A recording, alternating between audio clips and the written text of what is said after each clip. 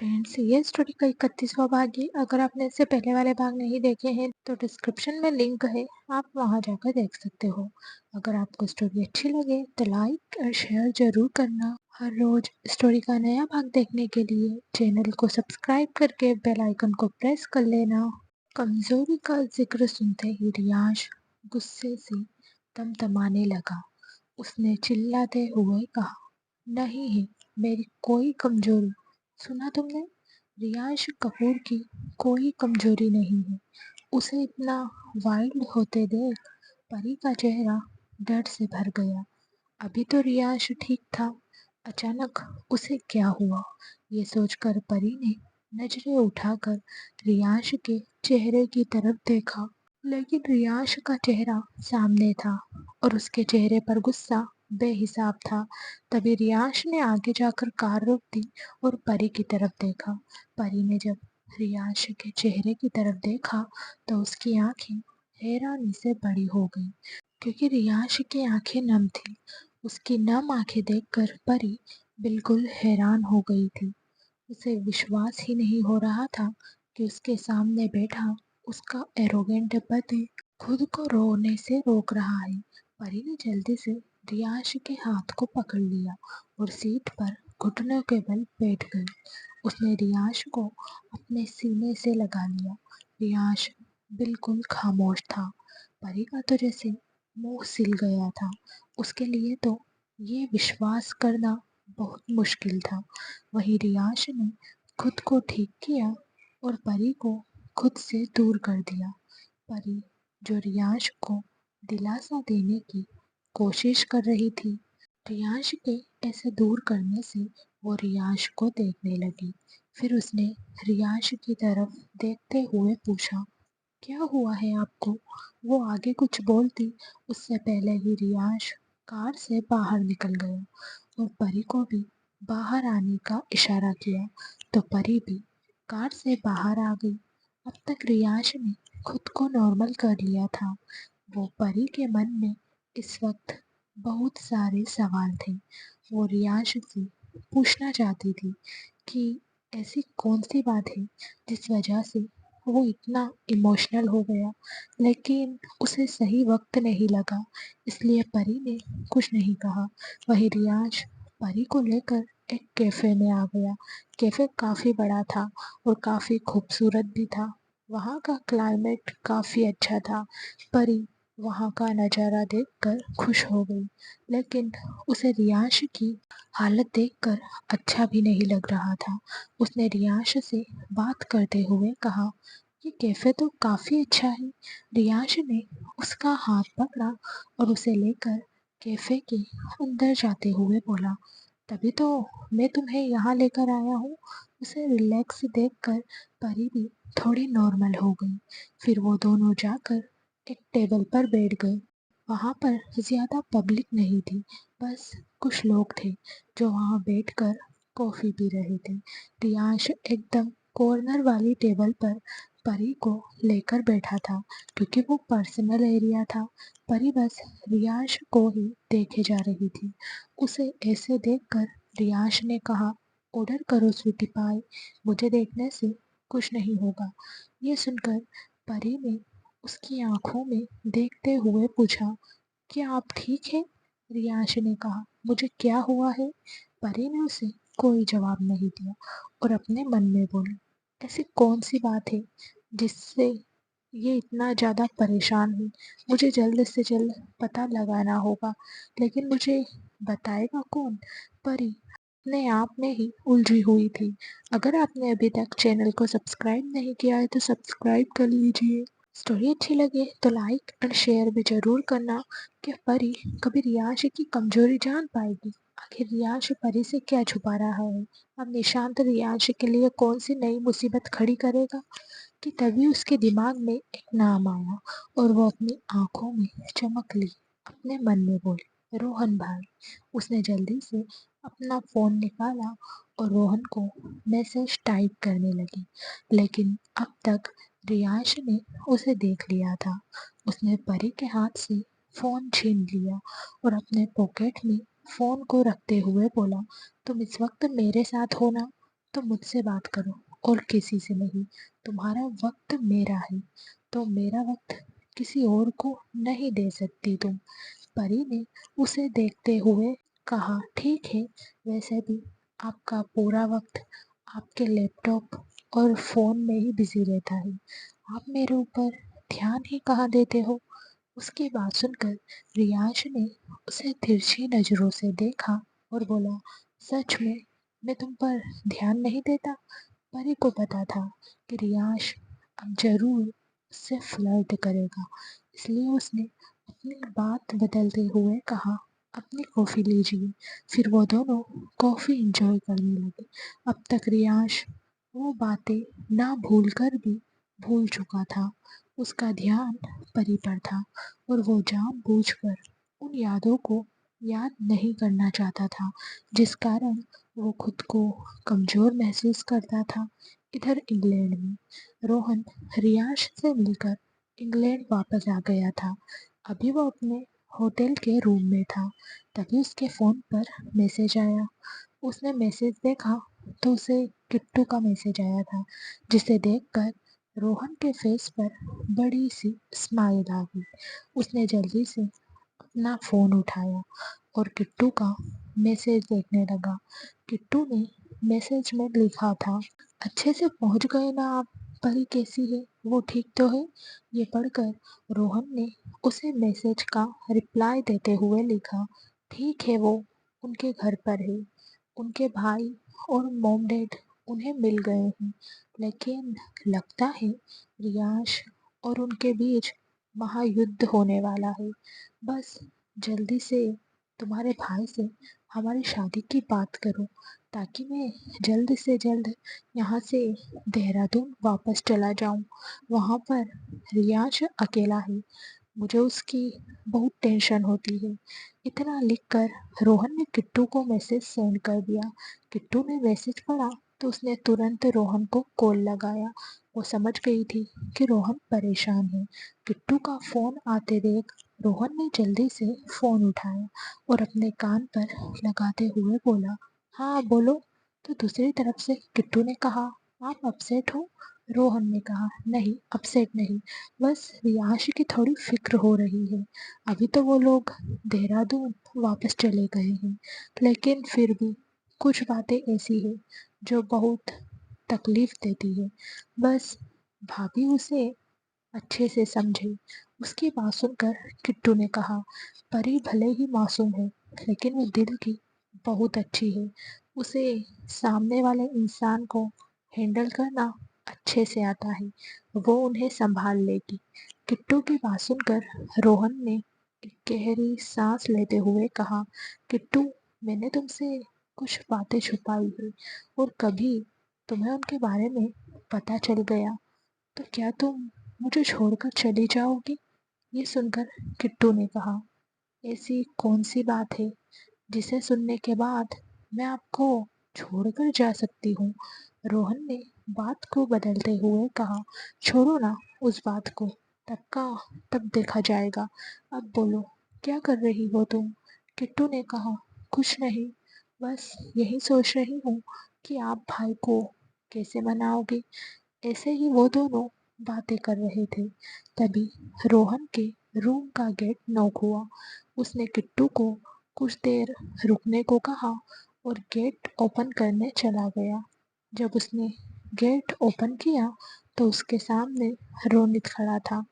रोनित को देखकर रोहन की आंखें छोटी हो गई। उसने रोनित को घूरते हुए कहा, तुम्हें क्या रियाश ने काम से छुट्टी दे दी, जो तुम मेरे पीछे पीछे यहाँ भी चले आए? उसकी बात सुनकर रोनित ने उसे साइड किया और रूम के अंदर जाते हुए बोला, छुट्टी कहाँ देने वाला है वो मुझे। वो तो उसे भाभी ने यहाँ नहीं भेजा, इसलिए उसने मेरे गले में काम बांध दिया। लगता है मैं उसका काम करते करते बुढ़ा हो जाऊंगा। मेरी जवानी तो पूरी काम में ही वेस्ट होने वाली है। रोनित की बात सुनकर रोहन ने हंसते हुए कहा, अगर आपने अभी तक चैनल को सब्सक्राइब नहीं किया है तो सब्सक्राइब कर लीजिए। स्टोरी अच्छी लगे तो लाइक और शेयर ज़रूर करना। क्या परी कभी रियांश की कमजोरी जान पाएगी। आखिर रियांश परी से क्या छुपा रहा है, जानने के लिए स्टोरी के आखिरी भाग तक हमारे साथ बने रहना। क्यों, तुम्हारी पलक मैडम कहाँ चली गई? पलक का नाम सुनते ही रोनित की आंखों के सामने सुबह का सारा सीन आ गया। उसने गुस्से में रोहन की तरफ देखा और उसे घूरते हुए बोला, कुछ मत बोल उस पागल लड़की के बारे में। वो दिखने में जितनी छोटी है उतना ही उसका दिमाग तेज है। ये सुनकर रोहन बहुत ज्यादा एक्साइटेड हो गया। उसने रोनित के पास बैठकर उसके कंधे पर हाथ रखते हुए कहा, क्या किया ऐसा उसने? रोनित ने उसके हाथ को अपने कंधे से हटाया और अपनी जगह से उठकर वॉशरूम की तरफ जाते हुए बोला, उस पागल लड़की ने मेरे मन की बात जानने के लिए मुझे किस कर लिया। ये सुनकर रोहन ने जल्दी से किट्टू का फोन कट कर दिया और रोनित की तरफ देखने लगा। उसे ऐसे देखकर रोनित बहुत ज्यादा एम्बेरस फील करने लगा। वो जल्दी से वॉशरूम के अंदर चला गया। वहीं रोहन ने अपने बालों में हाथ घुमाया और बेड पर गिरते हुए बोला, हे भगवान, इनका तो झगड़े में ही रोमांस शुरू हो गया और अब मैं यहाँ बस अपनी बीवी को भगाने की प्लानिंग में लगा हुआ हूँ। क्या होगा मेरा? काश मेरी भाभी यहाँ होती तो कुछ हो जाता। ऐसे ही सोचते सोचते रोहन सो गया। वहीं रोनित जब वॉशरूम से बाहर आया तो वो भी रोहन के बगल में जाकर सो गया। इधर न्यूयॉर्क में निशांत अपने रूम में बैठकर देहरादून जाने की प्लानिंग कर रहा था। उसने ऑलमोस्ट यहाँ का सारा काम संभाल दिया था। तभी उसके रूम के गेट पर किसी ने नॉक किया तो निशांत ने अंदर आने को कहा। एक सर्वेंट ने अंदर आते हुए कहा, सर, आपको बड़े सर ने स्टडी रूम में बुलाया है।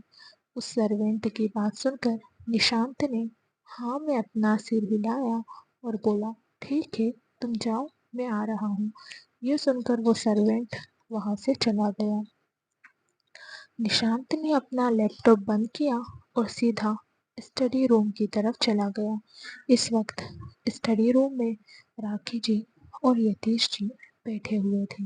राखी जी बिजनेस के बारे में बहुत कुछ जानती थी। उन्होंने बिजनेस की पढ़ाई की थी और वो यतीश जी और निशांत की बिजनेस में हेल्प करती थी। निशांत जाकर उन दोनों के सामने बैठ गया तो यतीश जी ने निशांत की तरफ देखते हुए कहा, तो तुमने क्या सोचा है? निशांत ने यतीश जी की तरफ देखते हुए कहा, मैं देहरादून जा रहा हूँ डैड। मुझे कुछ नहीं पता, बस मैं वहाँ परी को अकेले नहीं छोड़ सकता और वैसे भी दादू भी वहाँ है। मैंने वहाँ की डिटेल्स से निकाल ली है। साहिल अग्रवाल रियांश की कैद में है और ईशान फरार है। वो जरूर कुछ तो करेगा। मैं परी को लेकर कोई रिस्क नहीं ले सकता। जो हुआ उसे भूलकर मुझे आगे बढ़ना ही होगा। मैं अब और इंतजार नहीं कर सकता। उसकी बात सुनकर यतीश जी ने कहा, ठीक है, तुम्हें जाना है तो तुम चले जाओ, तुम्हारे बाद हम भी आ जाएंगे। लेकिन एक बात याद रखना निश, कुछ भी करने से पहले 100 बार सोच लेना, क्योंकि तुम्हारी बहन की जिंदगी उस आदमी से जुड़ी है। तुम्हें अभी तक पक्का यकीन नहीं है कि सच्चाई क्या है और जब तक तुम बात कंफर्म नहीं कर लेते तुम कुछ नहीं करोगे। निशांत ने हाँ में अपना सिर हिलाया और कहा, ठीक है, जैसा आप कह रहे हैं मैं वैसा ही करूँगा, लेकिन मैं परी को उसके साथ नहीं रहने दूंगा। उसके बार बार यही बात सुनकर राखी जी ने गुस्से में कहा, तो तुम क्या चाहते हो? तुम्हारी बहन जो तुम्हें इतने सालों बाद मिली है वो तुमसे हमेशा के लिए फिर से दूर हो जाए? तुमने देखा नहीं, वो लड़की हम तीनों को भूलकर उस आदमी के साथ जो बस 4 महीने से उसके साथ है उसके साथ चली गई।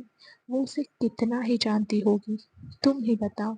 इससे तो यही साबित होता है ना कि वो उससे बहुत प्यार करती है। उनकी बात सुनकर निशांत ने कहा, लेकिन मुझे नहीं पसंद कि परी उसके साथ रहे।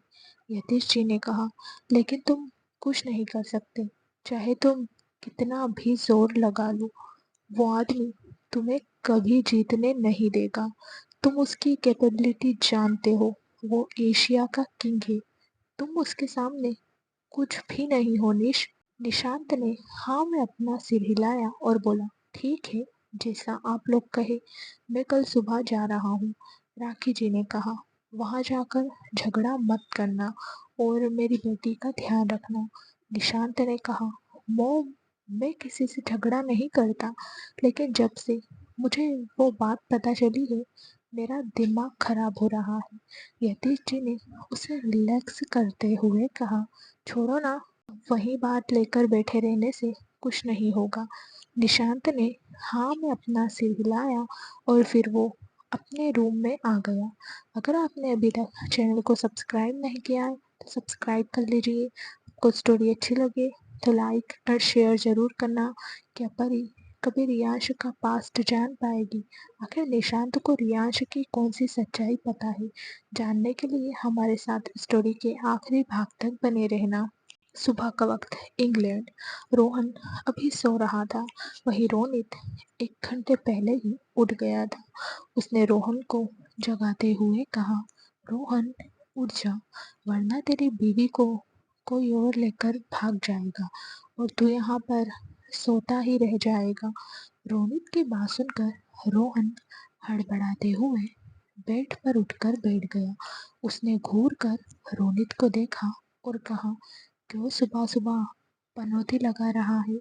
आज इतना अच्छा दिन है और तुम हो कि सुबह सुबह पूरा सत्यानाश करने का ख्याल अपने दिमाग में ला रहे हो। तुम्हें शर्म नहीं आती अपने दोस्त को पनौती लगाते हुए?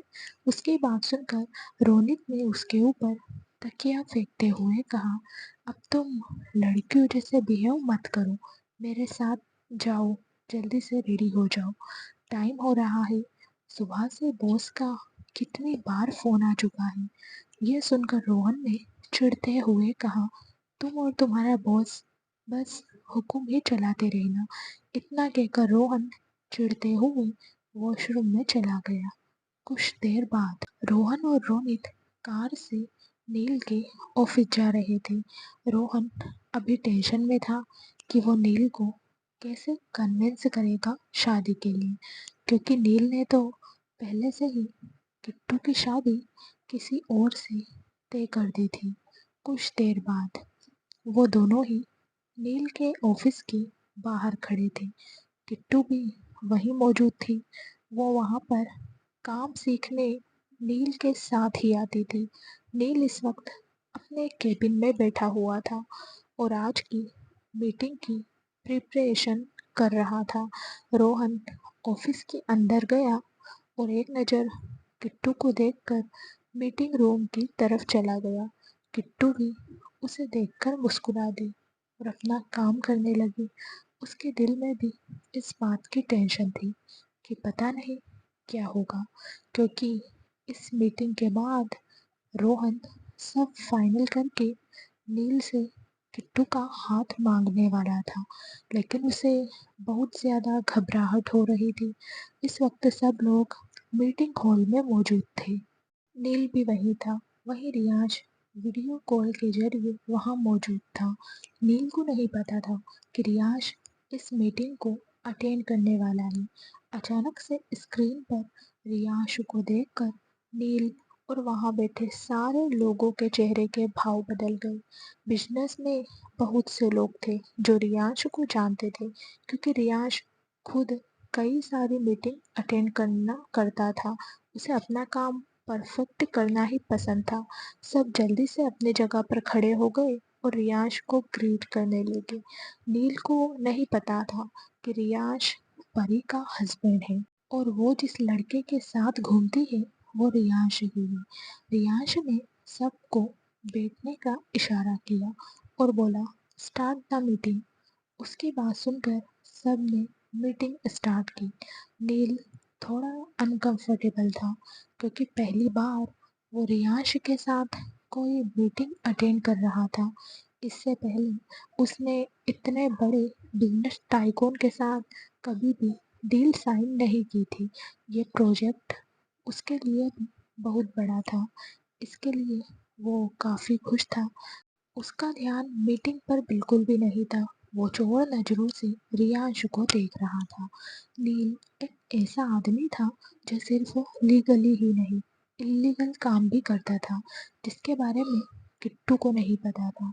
अगर वो एक बार रियांश से जुड़ गया तो रियांश को ज्यादा देर नहीं लगेगी उसके इलीगल कामों के बारे में पता लगाने में।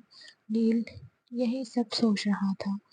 उसने अपने माथे पर आए पसीने को साफ किया और खुद से बोला, the black king cobra. Riyash Kapoor ने मेरे साथ। अगर आपने अभी तक चैनल को सब्सक्राइब नहीं किया है तो सब्सक्राइब कर लीजिए। आपको स्टोरी अच्छी लगे तो लाइक और शेयर जरूर करना। क्या परी कभी रियाश की कमजोरी जान पाएगी? आखिर रियाश परी से क्या छुपा रहा है? अब निशांत रियाश के लिए कौन सी मुसीबत खड़ी करेगा, जानने के लिए हमारे साथ बने रहना। इतनी बड़ी डील साइन क्यों की? कहीं इसे मेरे बारे में पता तो नहीं चल गया?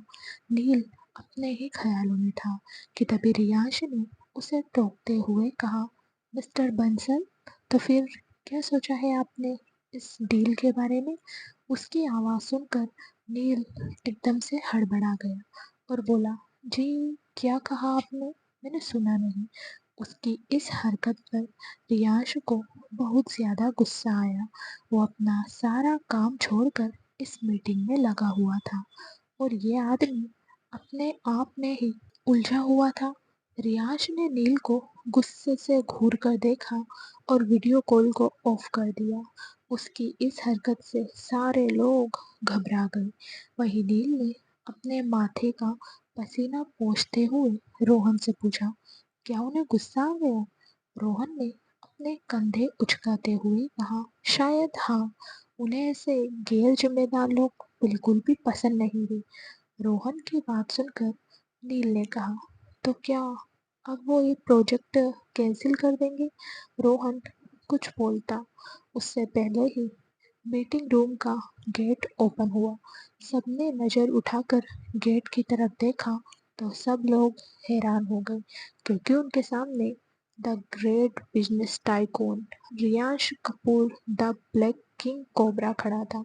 दूसरी तरफ देहरादून एयरपोर्ट। निशांत अब तक देहरादून पहुंच गया था। उसे लेने के लिए ओजस आ रहा था। ओजस बहुत ज़्यादा खुश था क्योंकि निशांत वहां आने वाला था। निशांत एयरपोर्ट से बाहर निकलकर ओजस का इंतजार कर रहा था। तभी ओजस अपनी कार से वहां आया और निशांत के पास चला गया। निशांत ने उसे गले लगाते हुए कहा, कैसे हो तुम? ओजस ने एक्साइटेड होते हुए कहा, भाई मैं एकदम ठीक हूँ। आप बताइए, आप कैसे हो? बड़ी माँ और बड़े पापा नहीं आए आपके साथ? निशांत ने कहा, नहीं, अभी ऑफिस का कुछ वर्क बाकी है जिसे छोड़कर वो नहीं आ सकते। ओजस ने हाँ में अपना सिर हिलाया और कहा, ठीक है, आप चलिए मेरे साथ। निशांत ने हाँ कहा और कार में जाकर बैठ गया। उसने ओजस की पीठ को थपथपाते हुए कहा, मुझे काफ़ी अच्छा लगा कि तुमने बिजनेस में ना आकर अपनी जॉब को चूज किया। उसकी बात सुनकर ओजस ने थोड़ा अपसेट होते हुए कहा, ऐसा नहीं था भाई कि मैं बिजनेस संभालना नहीं चाहता था, लेकिन परी को ढूंढने के लिए मुझे इस जॉब में आना ही पड़ा, क्योंकि इससे बेहतर ऑप्शन मेरे पास कुछ नहीं था। पापा और चाचू मुझे कभी बिजनेस अच्छे से हैंडल नहीं करने देते। इससे बेहतर तो मैं इसी जॉब में खुश हूँ। तभी निशांत ने कहा, छोटी कहाँ है? निशांत के मुंह से परी का जिक्र सुनकर ओजस थोड़ी देर शांत रहा और फिर बोला, वो अपने ससुराल में होगी। निशांत ने कहा, तुम्हें पता है उसका घर कहाँ है? ओजस ने हाँ में अपना सिर हिलाते हुए कहा, मुझे पता है भाई, लेकिन आप क्यों पूछ रहे हो? निशांत ने एक गहरी सांस लेते हुए कहा। फिर तो तुम मुझे वहीं लेकर चलो। ओजस ने कहा। इस वक्त वो रियांश के साथ कहीं गई है। कहाँ गई है ये तो मुझे नहीं पता, लेकिन पलक कह रही थी कि वो दोनों इंडिया से बाहर है। कब तक आएंगे ये भी मुझे नहीं पता। उसकी बात सुनकर निशांत ने गुस्से में कहा, वो उसे लेकर क्यों गया है? अभी तक तो उसकी तबीयत भी ठीक नहीं हुई होगी। ओजस ने ड्राइव करते हुए कहा। ऐसा नहीं है भाई, परी उन्हें जाने नहीं दे रही थी, इसलिए वो उसे लेकर चले गए, क्योंकि उनका काम जरूरी था। निशांत ने उसकी बात का कोई जवाब नहीं दिया। कुछ देर बाद वो दोनों ओजस के घर पहुंच गए। दादाजी हॉल में ही बैठे हुए थे।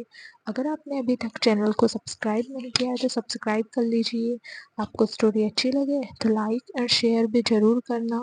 परी की ज़िंदगी का पास्ट और रियाश की ज़िंदगी की कुछ अनकहे दर्द को जानने के लिए स्टोरी के लास्ट पार्ट तक हमारे साथ बने रहना। उनके सामने रियाश के दादाजी बैठे हुए थे। वो दोनों आपस में बातें कर रहे थे। तभी निशांत उनके पास गया। निशांत को देखकर दादाजी अपनी जगह से खड़े हो गए। रियांश के दादाजी भी निशांत को देखने लगे।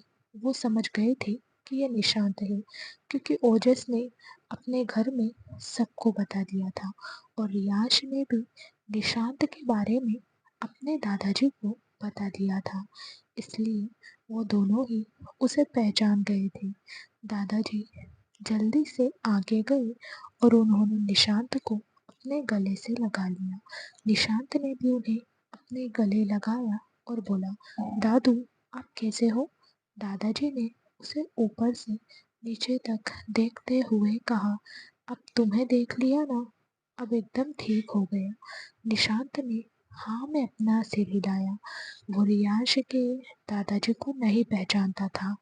उनसे उसकी पहचान बस इतनी थी कि वो उसके दादू के दोस्त थे। इसलिए उसने आगे बढ़कर रियांश के दादाजी के पैर छुए और उनसे पूछा, आप कैसे हो दादू? सब ठीक तो है ना? दादाजी ने हाँ में अपना सिर हिलाया और कहा, मैं बिल्कुल ठीक हूँ बेटा, लेकिन तुम इतने सालों तक कहाँ थे?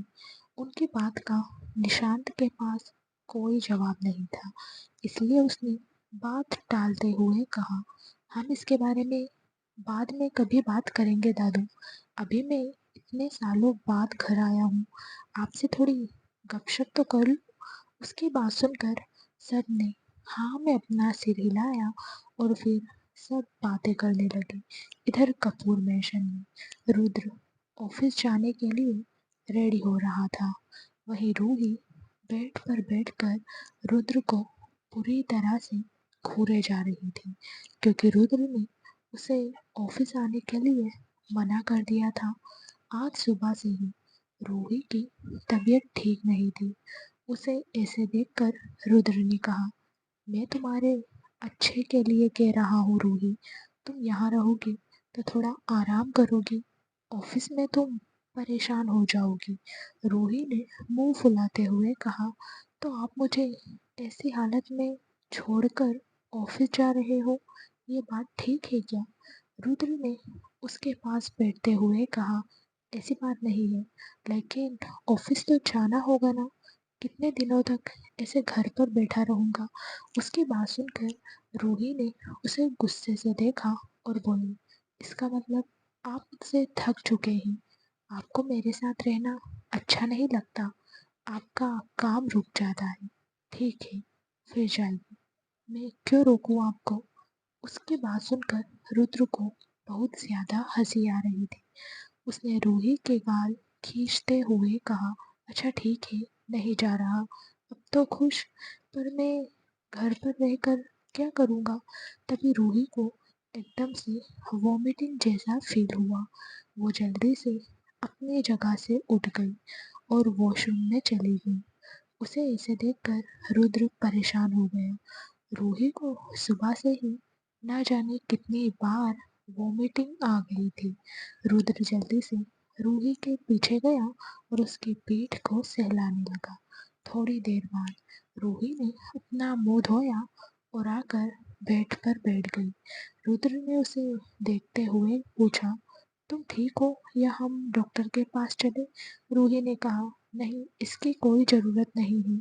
अगर आपने अभी तक चैनल को सब्सक्राइब नहीं किया है तो सब्सक्राइब कर लीजिए। स्टोरी अच्छी लगे तो लाइक एंड शेयर जरूर करना। क्या परी कभी रियांश की कमजोरी जान पाएगी?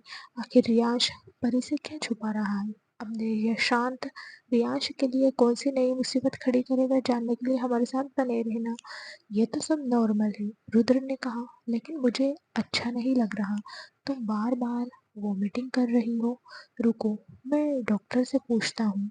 तभी रूही ने उसका हाथ पकड़ते हुए कहा, मुझे कुछ यम्मी सा खाना है, वो भी आपके हाथ का। प्लीज मेरे लिए कुछ बना दीजिए। उसकी डिमांड सुनकर रुद्र की आंखें बड़ी हो गई।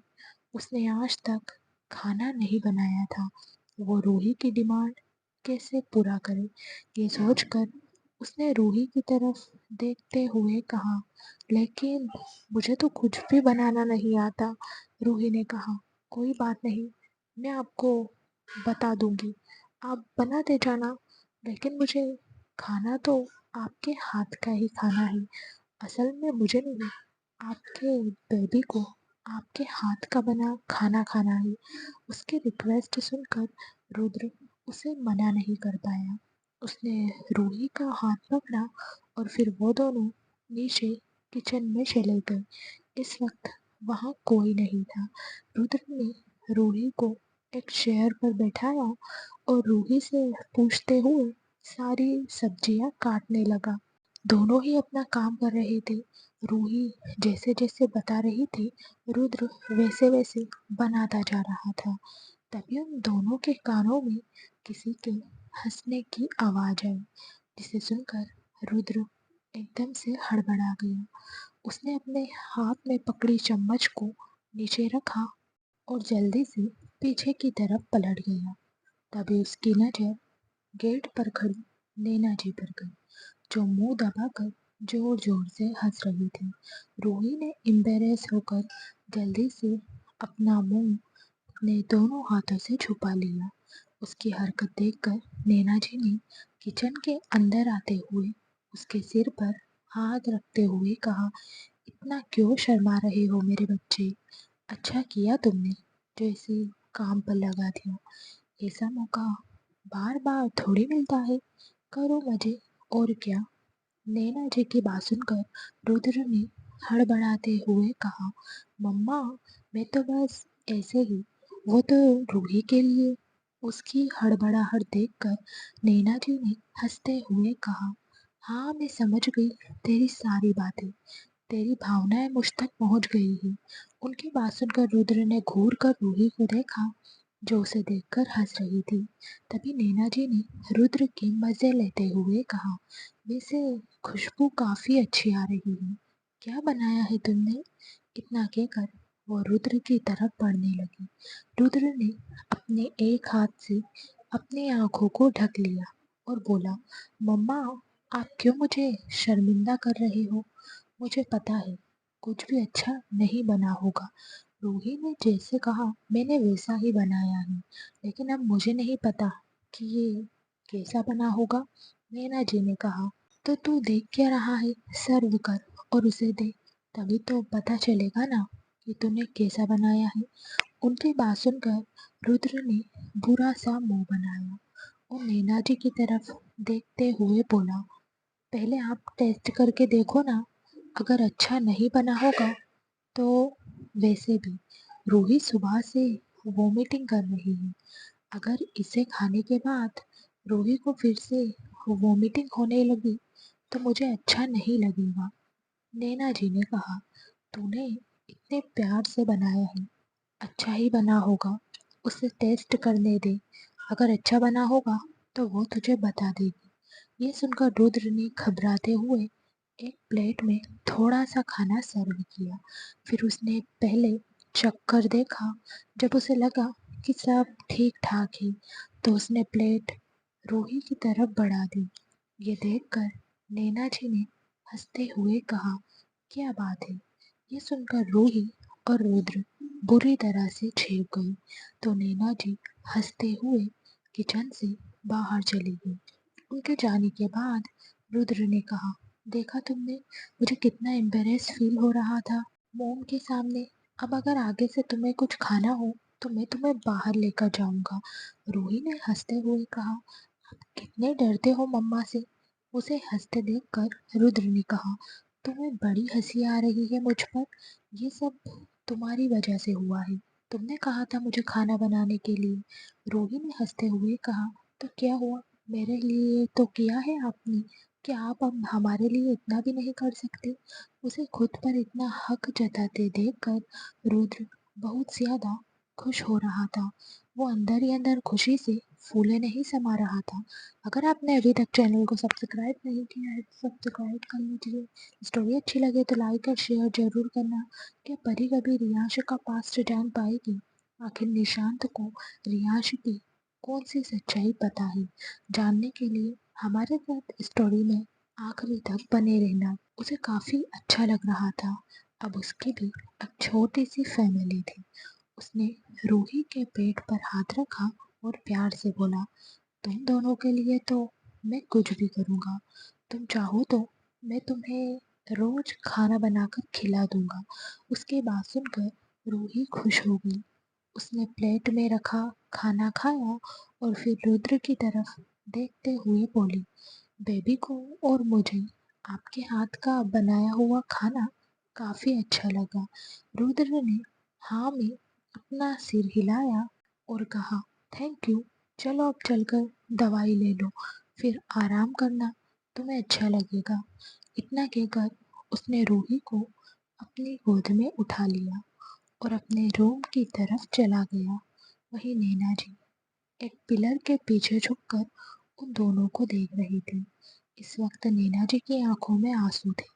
उन्होंने रुद्र और रूही की बधाइयां लेते हुए कहा, ऐसे ही हमेशा खुश रहना मेरे बच्चे।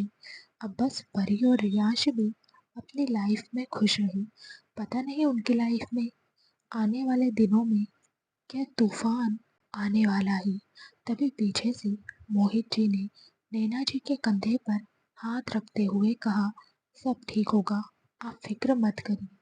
नैना जी ने हाँ में अपना सिर हिलाया और फिर वो वहां से चली गई। दूसरी तरफ इंग्लैंड में अपने सामने रियांश कपूर को देखकर सब हैरान हो गए थे। थोड़ी देर पहले रियांश उनके साथ वीडियो कॉल पर था और अब अचानक उनके सामने आ गया। ये सब उनके लिए बहुत बड़ा सदमा था। वहीं रोनित और रोहन भी रियांश को आंखें फाड़े देख रहे थे। रोहन को तो विश्वास नहीं हो रहा था कि रियांश सिर्फ उसके लिए वहां आया है। वो बहुत ज्यादा इमोशनल हो गया था।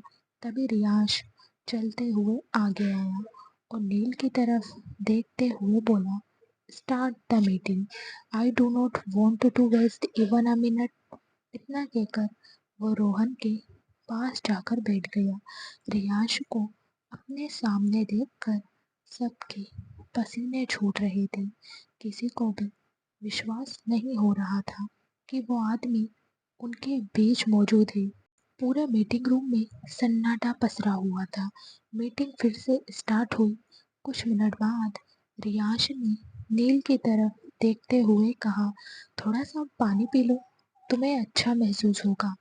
लगता है तुम्हारे मीटिंग रूम का एसी ठीक से काम नहीं कर रहा, इसलिए तुम्हें इतना ज्यादा पसीना आ रहा है। उसकी बात सुनकर नील ने एक फेक स्माइल के साथ कहा, ऐसा कुछ नहीं है मिस्टर कपूर, मैं ठीक हूँ। रियांश ने कहा, मिस्टर कपूर, नाइस, काफी आगे बढ़ रहे हो तुम। उसके बाद का मतलब समझते ही नील एकदम से हड़बड़ा गया और अपनी बात सही करते हुए बोला, मेरा मतलब है किंग कोबरा। तभी रियांश ने कहा, चलो अब तुम्हारे साथ मेरी एक और पर्सनल मीटिंग है। केबिन में चलते हैं या फिर यहाँ से सब लोग बाहर जाएंगे। उसकी बात सुनकर सब लोग अपनी चेयर से उठ गए और जल्दी से मीटिंग रूम से बाहर निकल गए।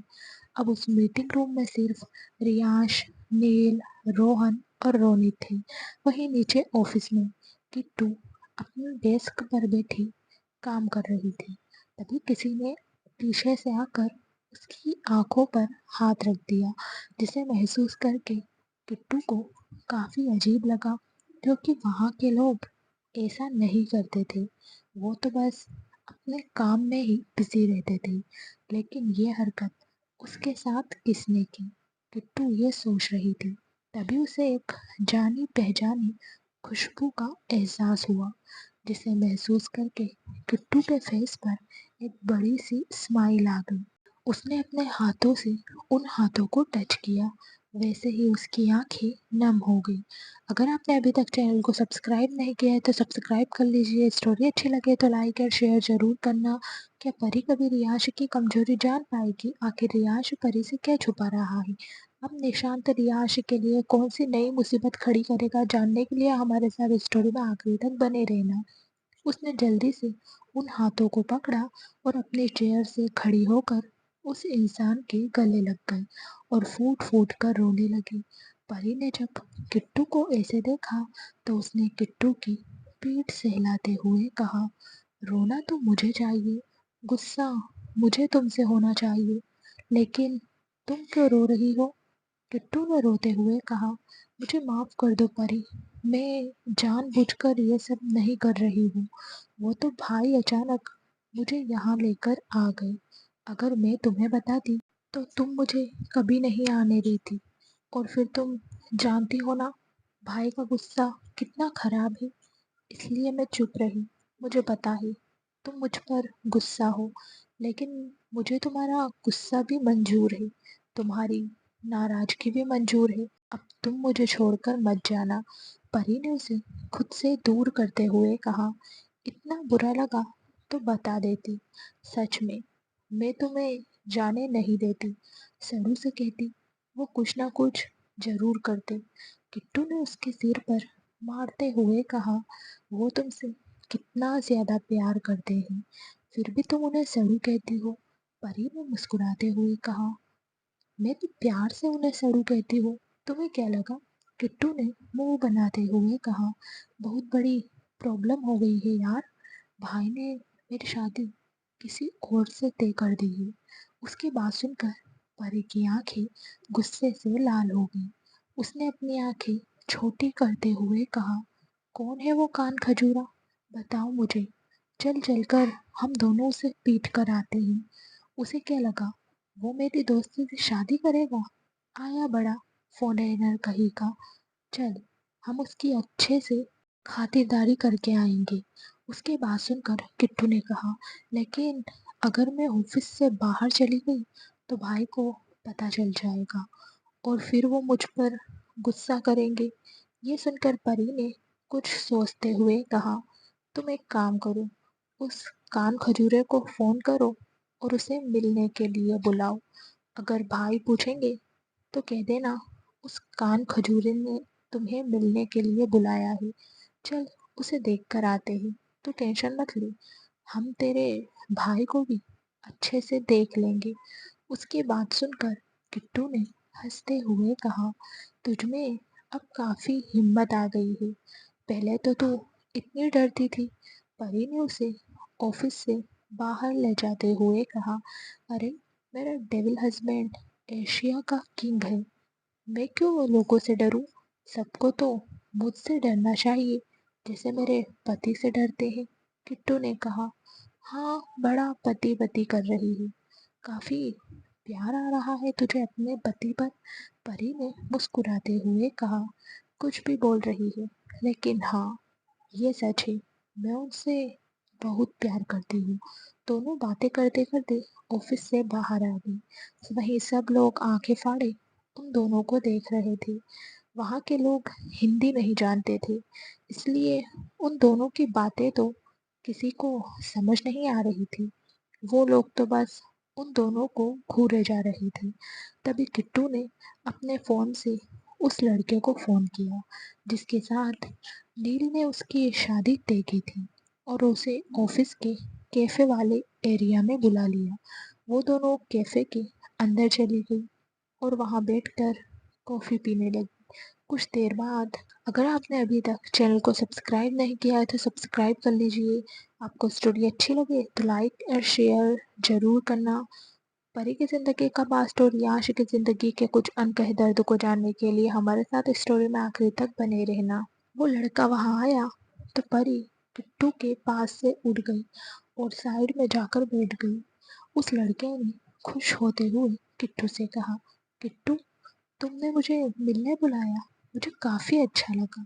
इतना कहकर उसने अपना हाथ आगे बढ़ाया और वो जैसे ही किट्टू के हाथ पर अपना हाथ रखने वाला था, परी किट्टू के पास आकर बैठ गई और उस लड़के से हाथ मिलाते हुए बोली, हाय, कैसे हो तुम?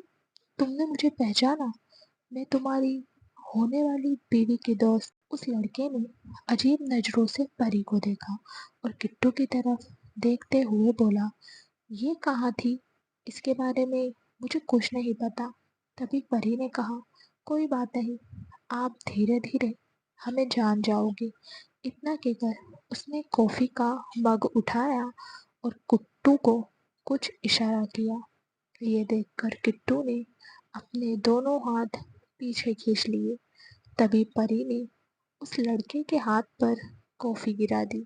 मोंटी, जो आराम से वहां बैठकर उन दोनों की बातें सुन रहा था, ऐसे अचानक अपने हाथ पर गर्म कॉफी गिरते देख उसकी हालत खराब हो गई।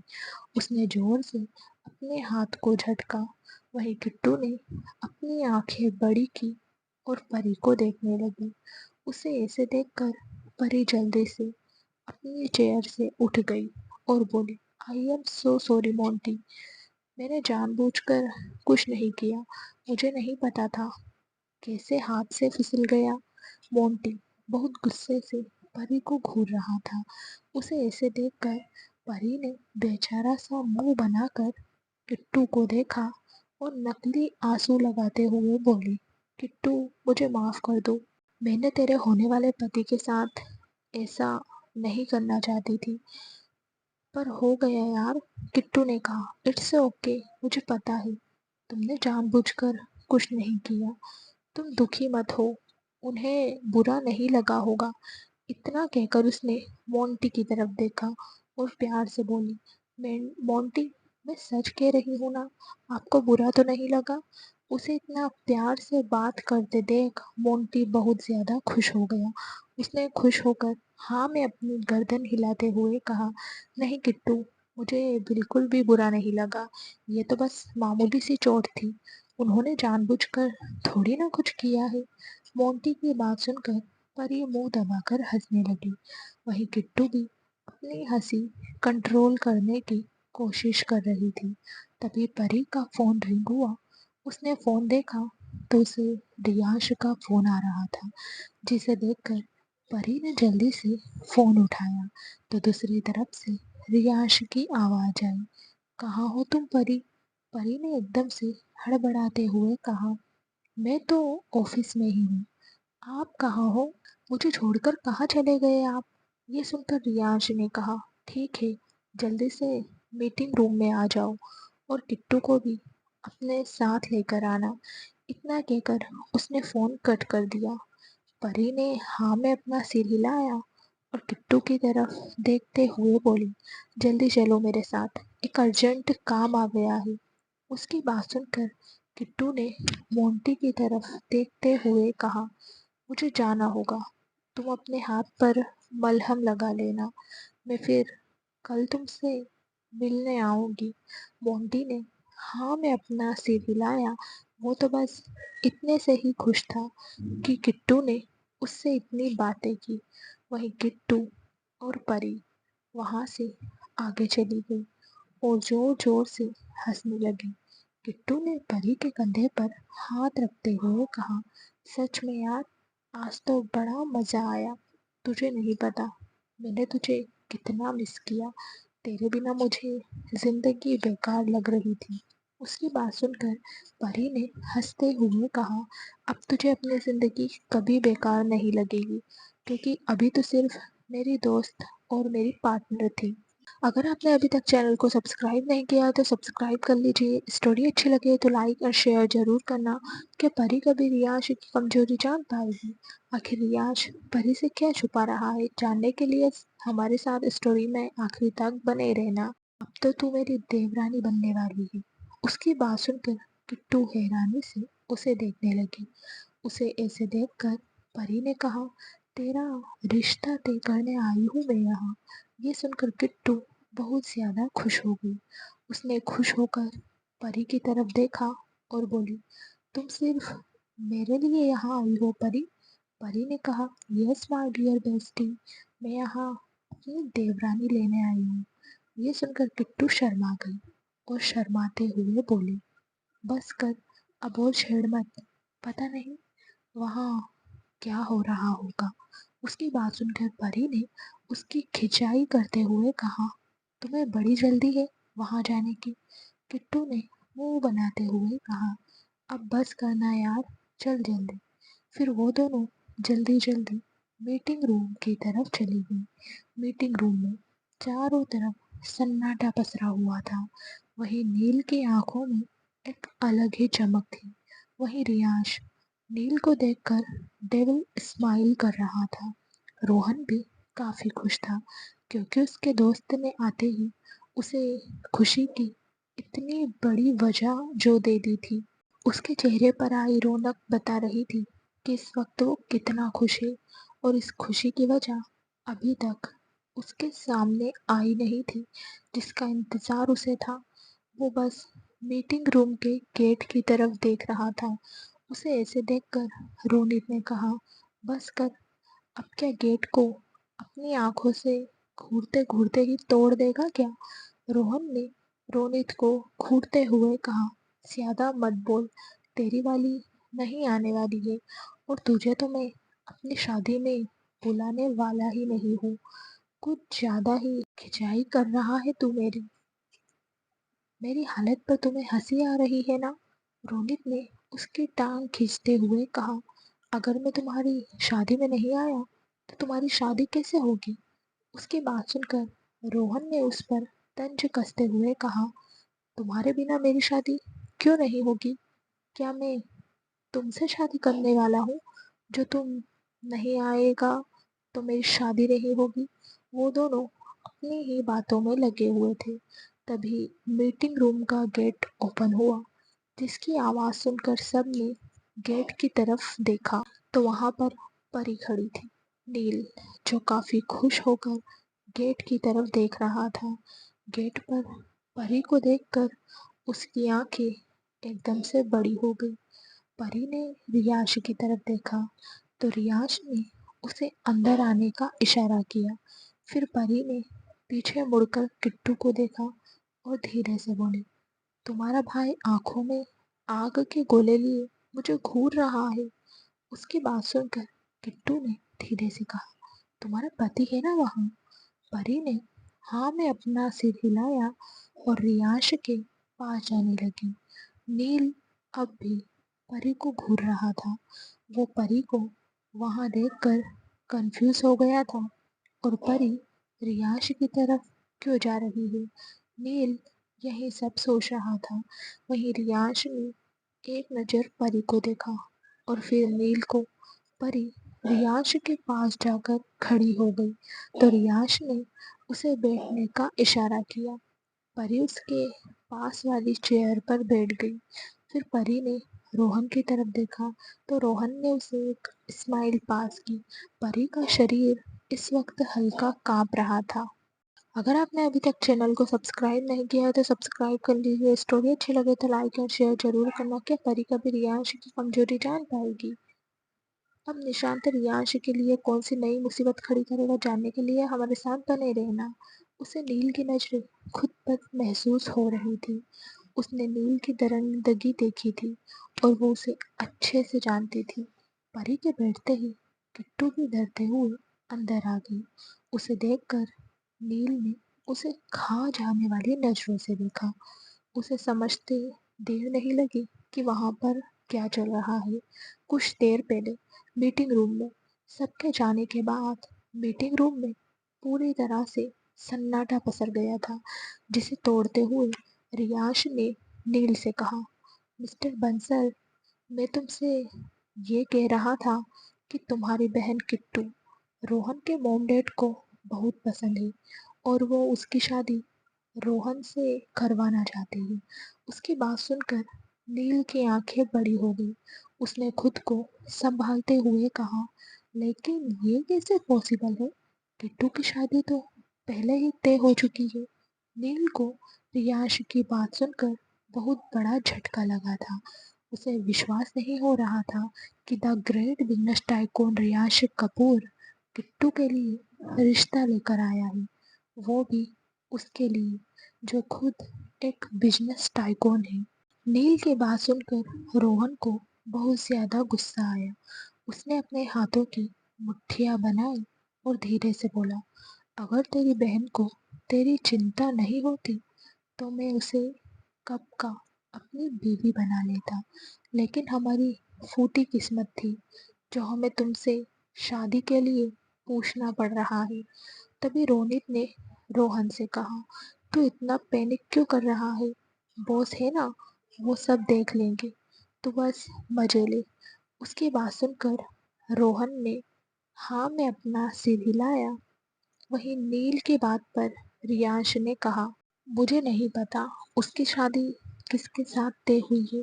अगर तुम ये डील चाहते हो तो किट्टू की शादी रोहन से करो, वरना मेरी डील के साथ साथ बाकी तुम्हारी कंपनी को जो डील मिल रही है उसे भी भूल जाओ और बैंकरप्ट के साथ साथ रास्ते पर आने के लिए तैयार हो जाओ।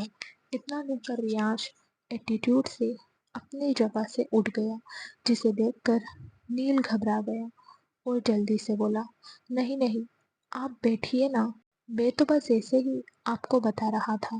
मैंने मना कब किया? मुझे आपकी सारी शर्तें मंजूर हैं। मैं मिस्टर ओबरॉय के साथ अपनी बहन की शादी करने के लिए तैयार हूँ। उसकी बात सुनकर रोहन बहुत ज्यादा खुश हुआ। वही रियाश अपनी चेयर पर बैठ गया और बोला, ठीक है, फिर किट्टू को बुला लूँ। एक काम करता हूँ, मैं खुद बुला लेता हूँ, उसके सामने ही सारी बातें होंगी।